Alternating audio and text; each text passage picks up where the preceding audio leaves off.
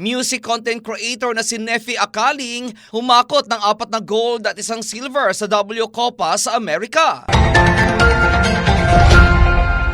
Hindi lamang music content creator kundi palaban din sa kantahan. Iyan ang pinatunayan ni Nefi Akaling matapos na magkakot ito ng 4 na gold at 1 bronze medal sa katatapos lamang na 28th World Championships of Performing Arts na ginanap sa Las Vegas, Nevada, USA. Bukod sa 4 na gold at 1 bronze, nakuha din ni Nefi ang 4 na Division Champion plaque. Sa kanyang Facebook page na Nefi Ox, proud na ipinost ng Pinoy content creator singer ang kanyang mga nakuwang medalya sa itinuturing na World Biggest Talent Competition. 2 sa 5 kategory na sinalihan ni Nefi ang country music category kung saan kinanta niya dito ang country song na Tennessee Whiskey.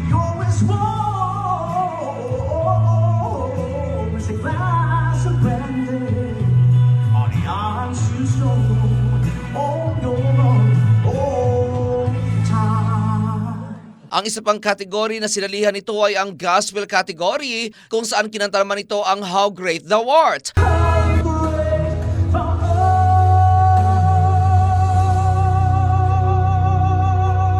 Ayon sa music content creator, iba ang feeling na dala-dala niya ang pangalan ng Pilipinas habang nakikipag-compete sa mga pinakamagagaling na singers sa buong mundo. Bagamat hindi umabante sa finals na nasabing world competition, ngunit ang 4 na ginto at 1 bronze medal at 4 na world championship plaque ay sapat na para ipagmalaki ni Nefi ang kanyang achievements sa nasabing world stage. Ang 28th edition ng World Championship for Performing Arts ay nilahukan na mahigit 100 bansa sa buong mundo.